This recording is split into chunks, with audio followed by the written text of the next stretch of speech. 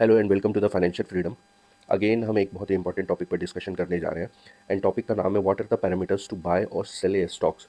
आज एकदम ही क्लियर करेंगे इस चीज़ को बिकॉज बहुत ही कन्फ्यूज़न है कि एक स्टॉक्स को कैसे बाय और सेल करना है, क्या क्या उसके पैरामीटर्स होते हैं, कैसे उसको देखना है, एक मेज़र करना है कि एक स्टॉक्स जो है लंबे टाइम तक हमारे लिए सस्टेनेबल है और रिटर्न अच्छा जनरेट करके देगा या नहीं देगा। तो आज इसको बिल्कुल क्लियर करेंगे। एंड वीडियो स्टार्ट करने से पहले मैं आपको बता दूं कि मैंने अपने चैनल पे कुछ वीडियोस डाले हैं, बहुत इंपॉर्टेंट वीडियोस हैं। जो वीडियोस अगर आप जा करके देखेंगे तो एक वीडियो है कि आप अपने कैपिटल को 100% से कैसे ग्रो कर सकते हैं सिल्वर ETF की मदद से। एक अभी जो निफ्टी में गिरावट हो रही थी तो मैंने एक लेवल दिया था जिसमें एक क्वेश्चन मैंने राइज किया था कि स्टॉक मार्केट क्रैश है और करेक्शन है, और मैंने एक लेवल दिया था। एंड अगर आप उस वीडियो को देखेंगे तो ये लेवल आपको एकदम परफेक्ट समझ में आएगा और वहीं से मार्केट घूम भी गई है, वहीं से बॉटम भी बना लिया है। एंड एक और इंपॉर्टेंट वीडियो हमने इस चैनल पर डाला है जो निफ्टी 20 से हम अर्न कर सकते हैं 50,000 से 1 लाख मंथली इनकम। तो अब वीडियो को स्टार्ट करते हैं और डायरेक्ट टॉपिक पे आते हैं। टाइम बिल्कुल भी वेस्ट नहीं करेंगे, ये वीडियो लंबी हो सकती है लेकिन ये वीडियो मैं सजेस्ट करूँगा कि आप तभी देखें जब आपके पास टाइम है, बिकॉज ये वीडियो लंबी होंगी और क्लियर होंगी बहुत ही ज़्यादा। आपको एक एक चीज़ बहुत ही बारीकी से बताई जाएगी। एंड वीडियो को अब स्टार्ट करते हैं। तो क्यों हम इस जो है इंपॉर्टेंट फैक्टर पर डिस्कस करने जा रहे हैं, बिकॉज चैनल का नाम ही है फाइनेंशियल फ्रीडम। एंड इसका सिंपली मतलब यही होता है कि यहाँ पे हम लोगों को फाइनेंशियली फ्रीडम कैसे अचीव करना है इस चीज़ के बारे में हम डिस्कस करते हैं। ये पूरा पूरा एजुकेशनल पर्पज से बनाया हुआ वीडियो है। अच्छा, इस वीडियो के बाद आपको किसी से कोई टिप्स लेने की रिक्वायरमेंट नहीं होगी एक क्वालिटी स्टॉक्स को बाइंग करने के लिए। इस चैनल का पर्पस है knowledge sharing and self dependent होना। इस चैनल का मेन फोकस है। तो स्टार्ट करते हैं। तो अगर हम जब कोई एक स्टॉक्स खरीदते हैं तो उसको कैसे खरीदते हैं? जनरली मैंने देखा है, नोटिस किया है कि लोग किसी के कहने पर कि ये स्टॉक्स अच्छा है, ये स्टॉक्स नहीं लो, ये स्टॉक्स बुरा है, इसको बेच दो, उस हिसाब से काम करते हैं। जबकि पैसा ऐसे नहीं बनता है, पैसा नॉलेज से बनता है और नॉलेज सीखना बहुत ज़रूरी है। जो भी इस वीडियो में मैं बताऊंगा ये सारी चीज़ें अगर आप रिसर्च एनालिस्ट का एग्ज़ाम देंगे NISM का, तो वो भी यहाँ पर जो पढ़ाई हुई वीडियो है, यहाँ पर जो मैं अभी वीडियो के अंदर बताऊंगा, ये सारी चीज़ें एग्ज़ाम के अंदर भी आती हैं। तो बहुत ही इंपॉर्टेंट टॉपिक्स है। अब इस वीडियो के अंदर में जो मैं डिस्कस करूंगा ये टोटली फंडामेंटल एनालिसिस होगा। दो चीज़ें होती हैं स्टॉक्स एक बाई परचेज करने के लिए, एक फंडामेंटल एनालिसिस होती है और एक टेक्निकल एनालिसिस होती है। फंडामेंटल एनालिसिस क्या होती है कि आप कोई एक स्टॉक्स को मेज़र करते हो उसके बुक वैल्यू के हिसाब से कि वो स्टॉक्स खरीदने लायक है या नहीं है, क्या उसमें अर्निंग्स ग्रोथ आ रही हैं, और भी चीज़ें हैं जो देखेंगे, वो फंडामेंटल एनालिसिस होती है। एंड टेक्निकल क्या होता है कि अब जब फंडामेंटल हमने एनालिसिस कर लिया तो उसके बाद टेक्निकल हमें बताता है कि उसके लेवल्स क्या हैं, लोग कहाँ पे इंटरेस्टेड है उसको खरीदने के लिए। क्या हम ही है जो एक उस स्टॉक्स को खरीदने जा रहे हैं, चाहे वो स्टॉक्स बहुत ही अच्छा हो बट उसमें ख़रीदार नहीं है या उसमें जो है सेल करने वाले नहीं है, तो हम खरीदेंगे कैसे? तो टेक्निकल एनालिसिस आपको ये बताता है कि कहाँ पे वो स्टॉक्स अच्छा है, लेवल पे कहाँ पे लोग इंटरेस्टेड है। उस हिसाब से फिर हम चीज़ों को देखेंगे। इसको ये वीडियो अगर मैं फंडामेंटल एनालिसिस और टेक्निकल एनालिसिस को एक ही वीडियो में बनाऊंगा तो ये बहुत ही लंबी वीडियो बनेगी। तो इसीलिए हम फंडामेंटल एनालिसिस को आज सीखेंगे जो सीरीज़ 1 के हिसाब से, फिर इसको सीरीज़ बाय सीरीज़ करेंगे क्योंकि ये बहुत ही लंबा टॉपिक है, बहुत ही लंबा टॉपिक है। और इस टॉपिक को अगर किसी ने भी इस टॉपिक को पूरा पूरा देखा है तो उसको कभी भी एक शेयर्स को परचेज़ करने के टाइम में किसी से पूछने की ज़रूरत नहीं पड़ेगी। तो स्टार्ट करते हैं। तो फंडामेंटल एनालिसिस जब हम करते हैं तो सबसे पहली चीज़ होती है कि हम कंपनी के अर्निंग्स को देखते हैं। कंपनी के अर्निंग्स को देखना बहुत ज़रूरी है। अर्निंग से आपको पता चलेगा कि ये कंपनी प्रॉफिटेबल है या अर्निंग कर रही है नहीं कर रही है। क्या होता है अर्निंग्स? क्या होती है earnings? Are the profit a company makes after paying all its cost like salaries, rent and materials. It shows how well the company is doing in terms of making money. क्या पता चल रहा है कि earning का मतलब ये होता है कि एक कंपनी स्टाफ रखती है तो सैलरी देती होगी, उसके प्राइमेसिस जो ऑफिसेज होंगे उसका रेंट देते होंगे, उसमें चेयर लगा होगा, उसमें सोफ़ा लगा होगा, उसमें कॉफ़ी पीते होंगे लोग, बहुत सारी चीज़ें हैं जो उसके अंदर यूज़ होती होंगी, मटेरियल्स। तो ये सारी कॉस्टिंग को निकालने के बाद जब एक फाइनल रिजल्ट आता है कि कंपनी ने साल का प्रॉफिट इतना बनाया है, तो उसको क्या कहते हैं? अर्निंग्स। इससे क्या पता चलता है कि एक कंपनी कितना अच्छा परफॉर्म कर रही है। अब अर्निंग्स को हम कैसे देखते हैं? तो अर्निंग्स को हम ऐसे देखते हैं कि क्या अर्निंग ग्रो कर रहा है। अब मान लीजिए एक कंपनी अर्न तो कर रही है पैसा, लेकिन अगले आज इस साल जो है उसने कुछ 1 लाख, एग्जाम्पल ले लेते हैं, 1 लाख का प्रॉफिट बनाया, अगले साल उसने 90,000 का ही प्रॉफिट बनाया, तो ये अर्निंग्स तो है बट डिक्लाइनिंग फेज में है। तो इसको समझते हैं, if a company earnings are growing it means the company is making more profit each year which is usually a good sign. एक कंपनी जो है अगर वो उसकी अर्निंग्स अगर ग्रो हो रही है, कंटिन्यूअसली ग्रो हो रही है, तो इसका यही मतलब होता है कि वो अच्छा साइन है, मतलब एक स्टॉक्स को परचेज करने के लिए एक बेहतर साइन हो सकता है। एग्जाम्पल ले लेते हैं, if a company made 1 lakh profit last year and this year इसने प्रॉफिट किया है 1,20,000 का। तो इससे क्या पता चलता है कि इसकी अर्निंग ग्रो हो रही है, ठीक है। अब हम देखते हैं दूसरा पैरामीटर्स कि ठीक है, अब ग्रोथ हो रही है, क्या ये स्टेबल है। तो if a company earning are stable it means they are consistent over time which can be a sign of reliable business. अगर कंपनी हर साल प्रॉफिट बना रही है तो इससे क्या पता चलता है कि ये कंपनी रिलायबल है, ये कंपनी अच्छी है, कंसिस्टेंट है। अब इस साल प्रॉफिट 1 लाख बनाया, अगले साल निगेटिव दिया है, तो इससे क्या पता चलता है कि वो स्टेबल नहीं है। एग्जाम्पल लेते हैं, company might make ₹50,000 in profit each year showing it earning are steady. अगर हर साल 50,000 रुपये कंपनी प्रॉफिट अपना शो करती है अपने बुक में, तो इससे क्या पता चलता है कि कंपनी कंटिन्यूसली एक स्टडी ग्रो कर रही है। फिर हम देखते हैं कि क्या अर्निंग्स डिक्लाइन है।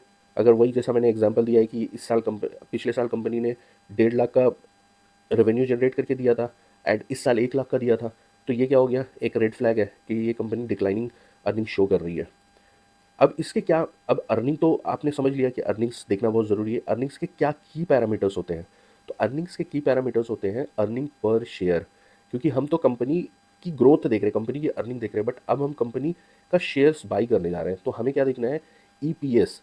ईपीएस देखना बहुत ज़रूरी है। ईपीएस इसलिए देखना ज़रूरी है कि इसका सिंपली मतलब होता है earnings per share tell you how much money a company makes for each share of its stock. इससे पता चलता है कि एक कंपनी कितना पैसा बना रही है हर एक शेयर्स के पीछे। तो कैसे फाइंड आउट करेंगे, तो इसका कुछ फॉर्मूला होता है, वो भी मैं आपको बताऊंगा। Find out the company profit, सबसे पहले जो मैंने बताया था कि अर्निंग्स को हम देखते हैं, तो उसको कैसे देखते हैं, जो सैलरी रेंट ये सारी एक्सपेंस जो उसके होते हैं उसको हटाने के बाद जो भी एक प्रॉफिट बचता है लास्ट में, वो कंपनी का प्रॉफिट होता है। उसको क्या करते हैं, divide that profit by the number of shares. उसको हम जितने भी शेयर्स मार्केट में इस कंपनी ने एलोकेट किया है उससे डिवाइड कर देते हैं। This tells you how much profit is assign to each share of the company. तो इससे हमें ईपीएस पता चल जाता है कि एक हर शेयर के पीछे कंपनी कितना कमा रही है, कितना पैसा बन रहा है, ठीक है। एग्जाम्पल लेते हैं, if a company makes ₹1,000 in profit and has 500 stock shares of stock, the EPS is ₹2, ठीक है। आप चेक कीजिए यहाँ पे, मतलब अगर कंपनी ₹1,000 का प्रॉफिट बना रही है हर साल और 500 स्टॉक्स इसने मार्केट में डिप्लॉय कर रखे हैं, तो ये क्या पता चलता है कि इसका ईपीएस 2 है, क्योंकि कैलकुलेशन है इसका 1000 डिवाइडेड बाई, मतलब जितना प्रॉफिट हो रहा है वो डिवाइडेड बाई जितने स्टॉक्स हैं, तो इसका ईपीएस निकल करके आ जाता है 2, right. So each shares earn ₹2 of the company profit. इसका क्या, इससे क्या पता चलता है, एक higher EPS means the company is making more profit for each share which is usually a good news for investor. तो इससे क्या पता चलता है कि एक हायर ईपीएस जो होता है वो, उससे पता चलता है कि कंपनी अच्छा प्रॉफिट बना रही है और ये एक अच्छा गुड न्यूज़ है इन्वेस्टर के लिए, ठीक है। आगे चलते हैं, अभी हमने देख लिया था ईपीएस को, अब हम देखते हैं कंपनी के पीई को, उस स्टॉक्स के पी रेशियो को। तो हमने पहले क्या देखा था, अर्निंग्स देखा, फिर ईपीएस देखा, और ईपीएस देखने के बाद हम पी देखते हैं। ये ध्यान से देखिए और इसको नोट कर सकते हैं आप, बिकॉज यही पैरामीटर्स हैं जिसको आप जब एवेल्युएट करेंगे तो आप एक स्टॉक्स को उसकी वैल्यू के हिसाब से खरीदेंगे और बेचेंगे। कोई टिप्स की रिक्वायरमेंट नहीं होती है एक अच्छे स्टॉक्स को फाइंड आउट करने के लिए। तो इसका भी प्राइस टू अर्निंग रेशियो क्या होता है और इसका भी क्या फॉर्मूला है, इसको कैसे कैलकुलेट करते हैं, ये भी हम डिस्कस करते हैं अभी। तो price to earning ratio simply is a simple way to measure if a company stock is expensive or cheap compare to this earning profit. अब ये क्या चीज़ बताता है, पी, लेट्स से कि एक स्टॉक्स का प्राइस ₹400 है और एक स्टॉक्स का प्राइस है ₹100। तो क्या पता चलता है कौन सा सस्ता है कौन सा महंगा है। सिंपली लोग बोलेंगे कि ₹100 का सस्ता है, ₹400 का महंगा है, बट ऐसा नहीं होता है। कंपनी के वैल्यू के हिसाब से इस स्टॉक्स का प्राइस निकलता है, और उस प्राइस के हिसाब से जब हम पी रेशियो का कैलकुलेट करते हैं तो इंडिविजुअल स्टॉक्स का वैल्यू पता चलता है कि ये महंगा है या सस्ता है, ठीक है। अब पी रेशियो को समझते हैं। The P ratio shows how much investor are willing to pay for each rupees of the company earning. It is calculated by dividing the stocks price by the earning per shares. P ratio में क्या बताता है कि investor कितना interested है हर एक shares के पीछे इन्वेस्ट करने के लिए, ठीक है। कैसे कैलकुलेट करते हैं इसको, तो स्टॉक्स की जो प्राइस होती है divided by earning per share, जो अर्निंग ईपीएस हमने पहले निकालना सीखा था, उससे डिवाइड करते हैं। तो एग्जाम्पल देखिए, आप एग्जाम्पल से समझ में आएगा, यहाँ पे ये पूरा आपको समझ में आएगा, ठीक है। Example, let's say you want to analyse a company with the following details. तो स्टॉक प्राइस जो है, किसी भी स्टॉक्स को ले लेते हैं एग्जाम्पल, और उसका स्टॉक्स का प्राइस है 100 रुपया, तो और उसका ईपीएस जो हमने पहले निकाला था, उसका ईपीएस आता है मान लीजिए 10 रुपया। तो क्या हो गया, स्टॉक्स प्राइस, पी रेशियो ऐसे निकलता है, stocks price divided by EPS. तो 100 रुपये का प्राइस था स्टॉक्स प्राइस एंड 10 का ईपीएस था, तो उसका वैल्यू कितना निकलता है, P10। तो इससे क्या पता चलता है, this means you are paying 10 rupees for every rupees 1 of profit the company earns. इससे क्या पता चलता है, आप 1 रुपया कमाने के लिए, 1 रुपया प्रॉफिट कमाने के लिए 10 रुपया पे कर रहे हो। इसको क्या कहते हैं, पी रेशियो। ठीक है, so if you buy 1 share it will take 10 years for the company to earn back the price of your share, assuming earning stay the same. अब इसका interpretation of the P ratio, high P ratio क्या होता है, a high P ratio like 30 can mean that investor expect the company to grow fast, but it might also mean the stocks is expensive. इससे यह पता चलता है कि अगर कोई हाई पी रेशियो है तो इसका ये मतलब हो सकता है कि ये कंपनी जल्दी जल्दी ग्रो कर रही है, ग्रो फास्ट कर रही है, बट हाँ ये महंगा भी हो सकता है, स्टॉक्स महंगा भी हो सकता है। लो पी का क्या मतलब है, low P ratio, a low P ratio like 5 could mean the stocks are cheap or the company is not growing as fast. 5 का अगर पी रेशियो आता है तो इससे ये पता चलता है कि स्टॉक्स सस्ता तो है बट कंपनी फास्ट ग्रो नहीं कर रही है, हो सकता है। Why is P ratio useful, क्यों इतना यूजफुल है ये, because the P ratio helps you quickly understand how much you are paying for a company earning and compares different companies in the same industry. बहुत ही important चीज़ यहाँ पे लिखा हुआ है, इसको समझना बहुत ज़रूरी है। पी रेशियो इस चीज़ में इंपॉर्टेंट है कि जैसा अभी आपने देखा कि ये थोड़ा सा कन्फ्यूजन यहाँ पे है, अभी कन्फ्यूजन क्लियर हो जाएगा। जैसे ये बता रहा है कि a high P ratio like 30 mean that investor expect the company to grow fast, मतलब हाई पी रेशियो है तो कंपनी क्या है, फास्ट ग्रो कर सकती है बट स्टॉक एक्सपेंसिव है, तो उसको इस लाइन से क्लियर करेंगे। ठीक है, पी रेशियो एक्चुअली में हमें मदद करता है कि अगर हम किसी एक इंडस्ट्री में इंटरेस्टेड हैं, जैसे फार्मा इंडस्ट्री में हम इंटरेस्टेड है कि फार्मा स्टॉक्स हमें लेना है, तो पी रेशियो तब मदद करेगा जब हम सारे स्टॉक्स को, फार्मा सेक्टर के सारे स्टॉक्स को एवेल्युएट करेंगे और पी रेशियो सारे का कैलकुलेट करेंगे, सेम सेक्टर का पी रेशियो कैलकुलेट करेंगे, और उस पी रेशियो, किसी स्टॉक्स का पी रेशियो सस्ता होता है तो हमें ये समझ में आएगा कि ये फार्मा सेक्टर का अभी भी अंडर वैल्यू स्टॉक्स है and it can be buy. So इसका पी रेशियो का इंपॉर्टेंट ये है कि हम डिफरेंट कंपनीज जो है सेम इंडस्ट्री की, उसको एवेल्युएट कर सकते हैं। राइट, क्लियर है। However, it is important to remember that the P ratio should be used alongside other factors to make an informed investment decision. ठीक है, अब हमने क्या क्या चीज़ अभी तक देख लिया था, अभी हमने देखा है अर्निंग्स देखी थी और अर्निंग पर शेयर्स देखा था जिसको ईपीएस बोलते हैं। फिर हमने पी रेशियो निकालना सीखा था।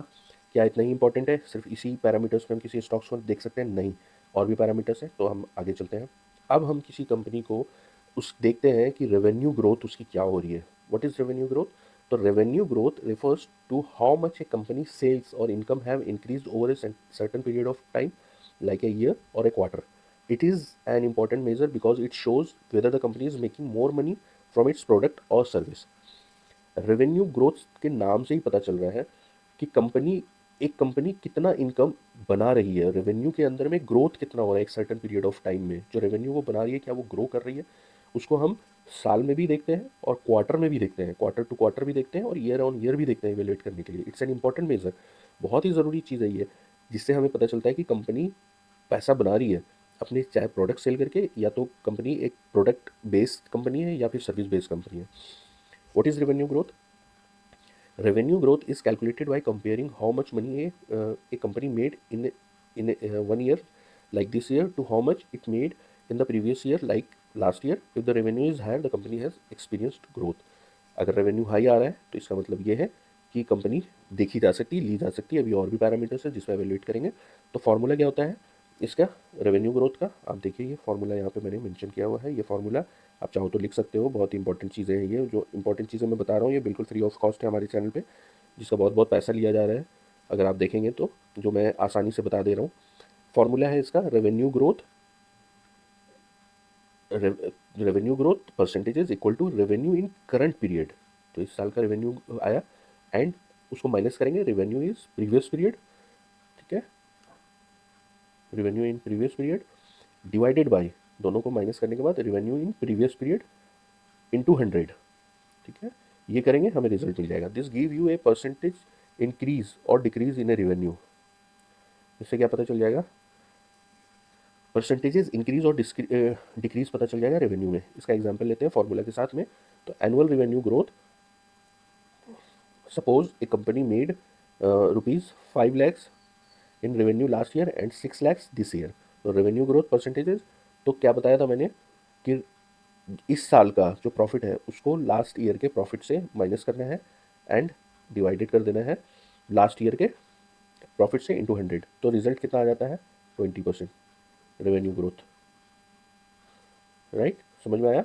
नहीं समझ में आया तो दोबारा इसको देखिए और इस कैलकुलेशन का स्क्रीनशॉट ले सकते हो आप, ले करके इसको समझो। तो the company revenue grow by 20% year over year. Example लेते हैं अब। जैसा मैंने बताया था कि इसको क्वार्टरली एंड ईयरली दोनों देखते हैं।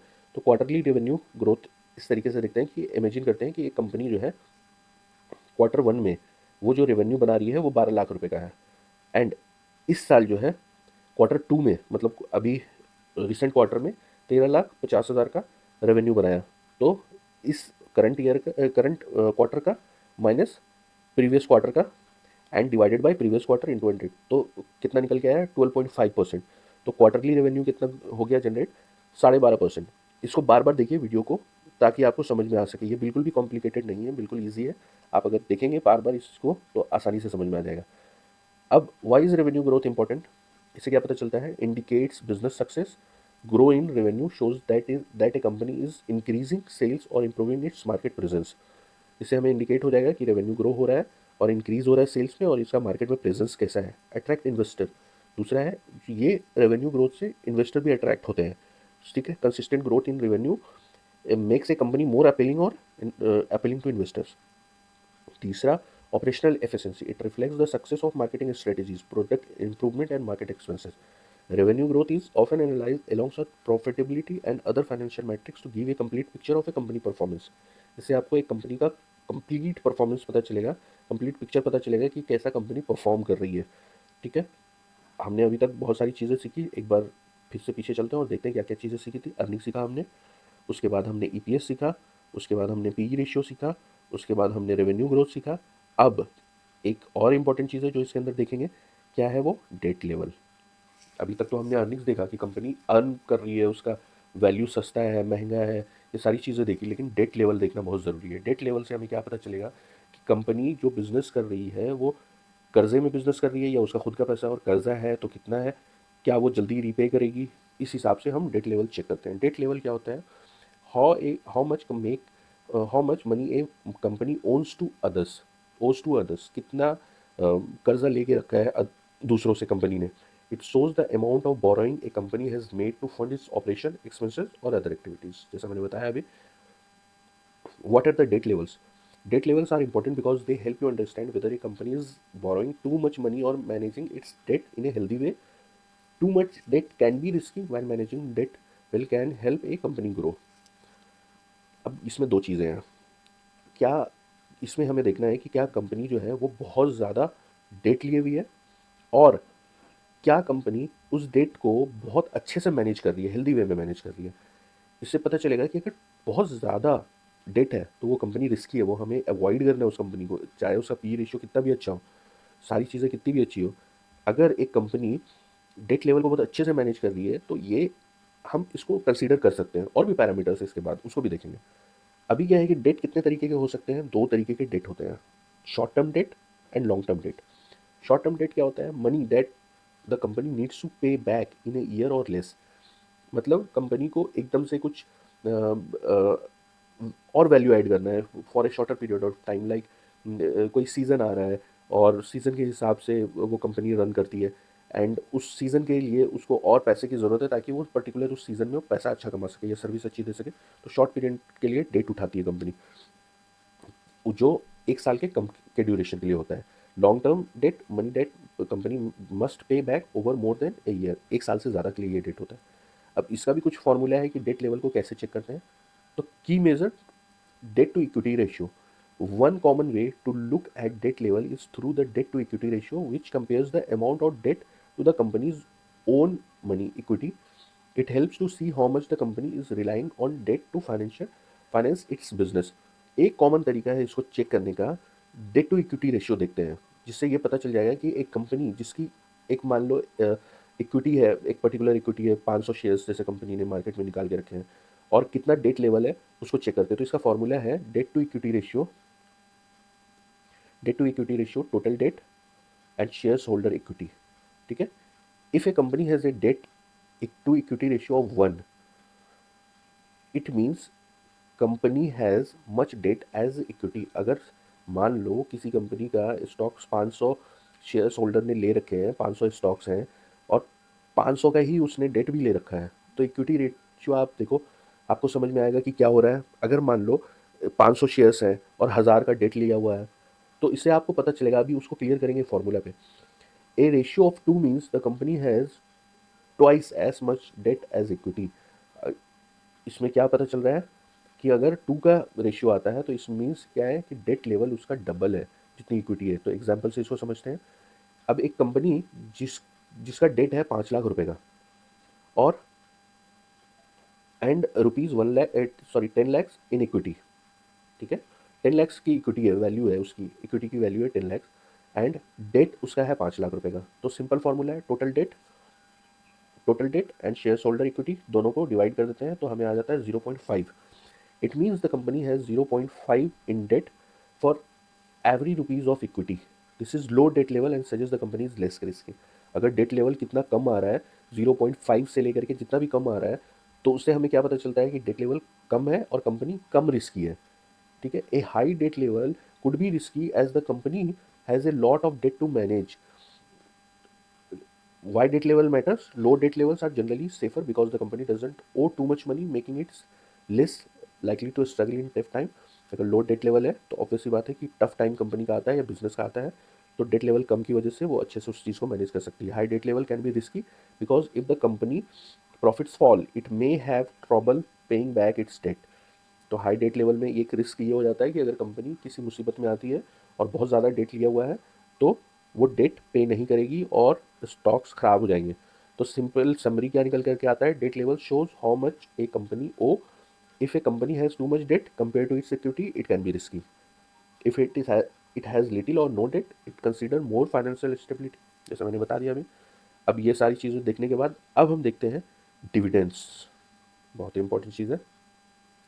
अब डिविडेंड्स भी बहुत लोग देखते हैं और डिविडेंड्स देखना भी चाहिए, बिकॉज ये हमारा एक पैसिव इनकम का सोर्स हो जाता है। मान लीजिए मैंने एक स्टॉक्स लिया, और डिविडेंड क्या होता है, कंपनी आपके खाते में डालती है। अब इसको और डीप में समझते हैं, जो नए व्यूअर्स हैं, जो नए शेयर मार्केट में आए हैं, उनके लिए ये समझना बहुत ज़रूरी है। तो डिविडेंड्स क्या होता है, बहुत ही आसानी से इसको समझेंगे। डिविडेंड्स होता है, dividends are payment made by a company of its shareholder, the people who own its stocks. It's a way for the company to share some of its profit with the investors.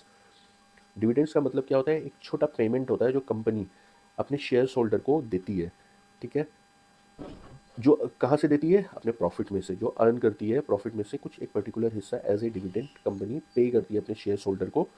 What are the dividends? When a company makes a profit it can either reinvest that money back into the business or pay some of its shareholder as dividends.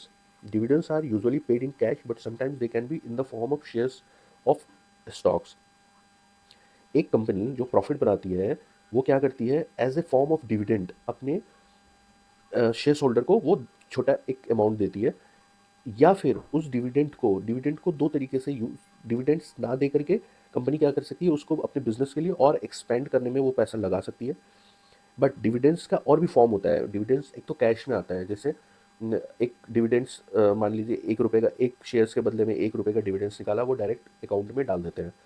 लेकिन दूसरा form ये हो सकता है कि कभी कभी आपने सुना होगा कि बोनस दे रहे हैं, बोनस शेयर्स इशू हो रहा है, वो भी फॉर्म ऑफ डिविडेंड्स है। How do dividends work? If you own stocks in a company that pays dividends, you receive a portion of the company earning. अगर आप किसी कंपनी का स्टॉक्स ओन कर रहे हो and if you receive A portion of the company earnings, और जो earning हुई है कंपनी की उसका एक पोर्शन आपको दिया जाता है, तो ये डिविडेंड्स होता है। Dividends are usually paid quarterly every 3 months, but some companies pay them annually और मंथली। डिविडेंड्स यूजुअली क्वार्टरली में पे किया जाता है, मतलब एवरी 3 मंथ्स में, बट सम कंपनी, कुछ कंपनी है जो एनुअली और मंथली में देती है। एग्जाम्पल लेते हैं, let's say you own 100 shares of a company and the company pays a dividend of ₹1 per share. ठीक है, आप किसी कंपनी के 100 शेयर्स ओन कर रहे हो और हर एक शेयर्स के बदले कंपनी ₹1 का डिविडेंड दे रही है। तो इसको ऐसे देखते हैं, तो ₹100 हो गया आपका, ये सिंपल कैलकुलेशन मैंने ऐड किया, वो देख लीजिए समझ में आए। वाई डू कंपनी पे डिविडेंड्स? कंपनी इसलिए डिविडेंड पे करती है कि ये इन्वेस्टर को अट्रैक्ट कर सके। जैसे अगर वो regular income as a passive income देगी, मान लीजिए हम एक स्टॉक्स को लेते हैं और लंबे टाइम के लिए हमने डिसाइड किया कि इसको 10 साल 15 साल इस स्टॉक्स को हम होल्ड करेंगे। बट क्या हो कि हर क्वार्टर में कंपनी कुछ ना कुछ डिविडेंड्स, कुछ ना कुछ प्रॉफिट का हिस्सा आपको विदाउट शेयर्स को बेचे हुए आपके खाते में डालती रहती है। तो इससे क्या होता है, खुशी मिलती है कि इन्वेस्टर कनेक्ट रहता है उस कंपनी के साथ में। Share profit dividends are a way for a company to share is success with share holder. ऐसा भी आप कर सकते हैं कि कंपनी प्रॉफिट के रूप में जो उसका सक्सेस है वो अपने शेयर होल्डर को दे रही है। इससे सिंपल समरी क्या निकल के आती है, dividends are payments a company makes to its share holder from its profit. If you own stocks in a company that pays dividends, you get a share of those profit. It's a way for companies to reward their investor.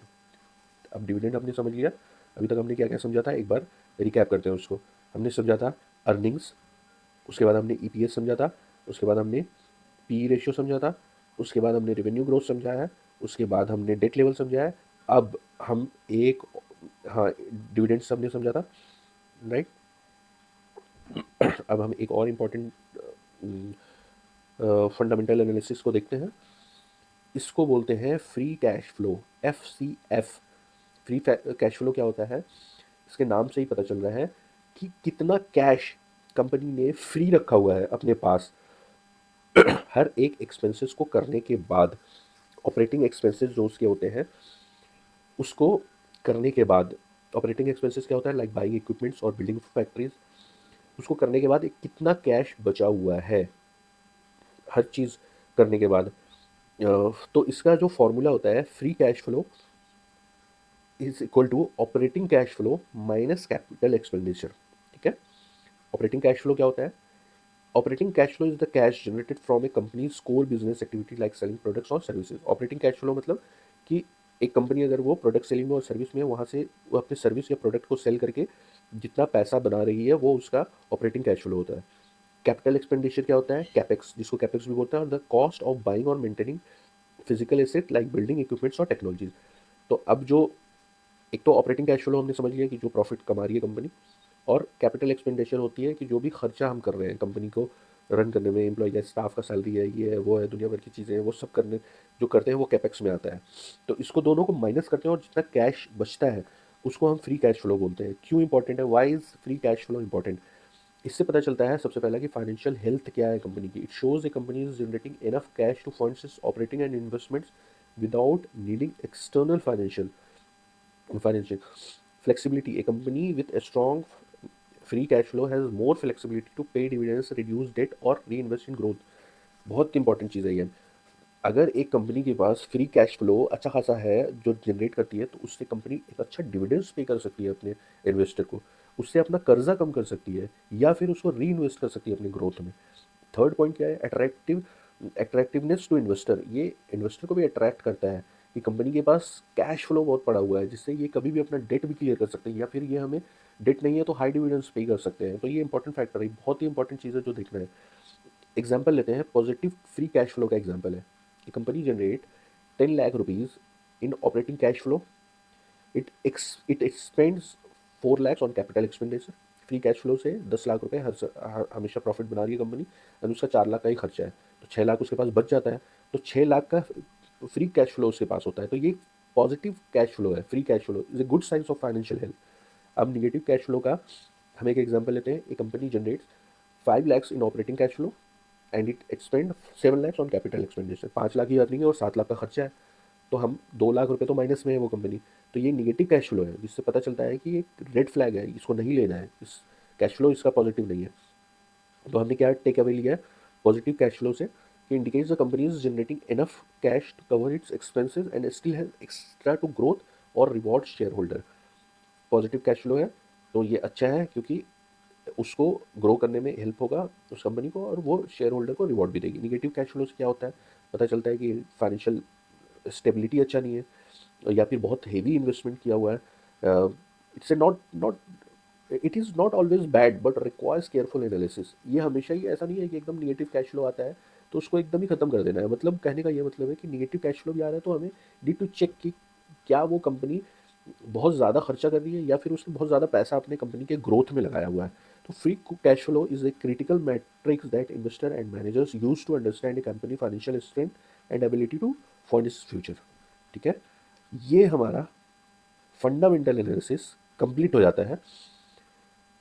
ये fundamental analysis में हमने क्या देखा था? Earnings हमने देखा था, EPS हमने देखा था, पी रेशियो हमने देखा था, रेवेन्यू ग्रोथ हमने देखा था, डेट लेवल हमने देखा था, डिविडेंड्स हमने देखा था, free cash flow.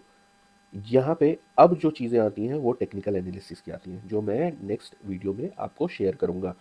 Technical analysis में क्या क्या पढ़ेंगे हम लोग? प्राइस ट्रेंड पढ़ेंगे, वॉल्यूम्स देखेंगे, कहाँ पे वॉल्यूम्स आ रहा है, वॉल्यूम्स मतलब लोग इंटरेस्टेड हो रहे हैं, सपोर्ट रेजिस्टेंस देखेंगे कि कहाँ पे एक स्टॉक से सपोर्ट और एक रेजिस्टेंस बन रहा है, मूविंग एवरेज, आरएसआई देखेंगे, वैल्यूएशन देखेंगे उसकी, प्राइस टू बुक रेशियो क्या होता है, प्राइस टू सेल्स रेशियो क्या होता है, डिस्काउंट कैश फ्लो क्या होता है, इंडस्ट्री एंड मार्केट कंडीशन बहुत इंपॉर्टेंट चीज़ है, सेक्टर एंड इंडस्ट्री ट्रेंड्स देखेंगे कि कौन सा इंडस्ट्री और सेक्टर अभी ट्रेंड्स में है, क्या माइक्रो इकोनॉमिक फैक्टर है अभी कि वो स्टॉक्स चलेगा नहीं चलेगा, तो उस स्टॉक्स का कॉम्पिटिटिव एडवांटेज क्या है, जो मोट क्या होता है वो पढ़ेंगे डिटेल्स में।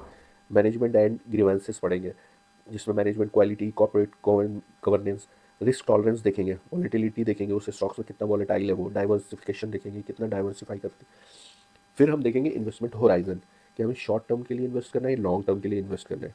फिर हम देखेंगे टाइम टू एग्जिट, अब हमें स्टॉक से कब एग्जिट करना है। ऐसा नहीं है कि 2-4% का हमें रिटर्न्स मिल गया हम एग्जिट कर लेते हैं जल्दी जल्दी में, प्रॉफिट आ रहा है चलो एग्जिट करो एग्जिट, नहीं, ये टाइम नहीं होता एग्जिट करने का।